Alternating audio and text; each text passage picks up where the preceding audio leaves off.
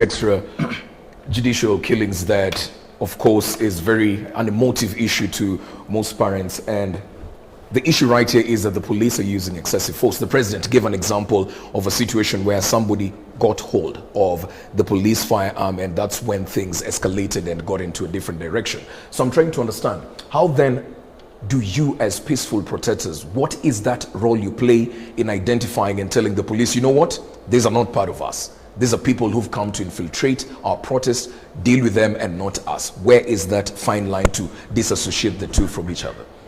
Before I can even respond to that, allow me to remind our viewers that pursuant to the provisions of Article 26(3) of the 2010 Constitution, the right to life is guaranteed across board.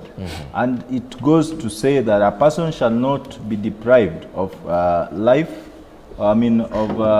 intentionally, except under the extent authorized by the Constitution. As a protester who took part actively in those protests, the peaceful protests that were turned violent by unprofessional goons unleashed by the state in the name of police, I can tell you for a fact, when I walk in the streets armed with a placard, a flag, and a bottle of water, maybe I arrived in a Uber, also extended my lunch celebration to a nearby KFC, that do not amount to a treasonous, dangerous criminal that should be subjected to unnecessary police brutality. I have photos of police officers in the streets. I'm not saying this to put my security to jeopardy, but either way, something must kill a man. There is a police officer I saw who personally, individually instigated this violence. That was on 25th, the violent protest. This man was allergic to a crowd of people, even 3 of them, and he was captured on TV.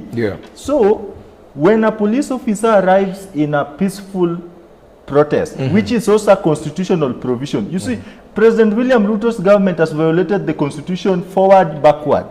Article 37 says that every person unarmed has the right to peacefully assemble, protest, picket, and present petition to public authorities. Nowhere in the Constitution it said that you go to Central Police Station, request the police officer in charge to guarantee you the right to protest. To highlight on the failure of the state to protect the protesters, it is the responsibility of the police, just as they do in civilized societies that President William Ruto and this government has always compared Kenya to. They work, the other day you saw protesters in London, the police were standing next to them with a bicycle, just peacefully observing how the protesters were exercising their constitutional rights. These are Kenyans who are protesting in foreign lands, and they are doing it peacefully. You come to Kenya, you find a police officer in a torn shoe carrying a very huge gun, unnecessary. Go and fight bandits. We are not bandits. How can you just come to a peaceful protest armed with all the unnecessary arsenals, and then you purport in their narrow mindset that we, the people, are going to be peaceful? So it is a provocation of the people by a police officer who is basically claiming that you have no right to assemble. The right to assembly is also a constitutional provision. So why am I even discussing the president's actions vis-a-vis the constitutional provisions? That is a safe ground to inform President William Ruto that he has failed the people of Kenya. You cannot send a masked goon with plain clothes, carrying very dangerous weapons in the protest, in the name of putting or maintaining the public order.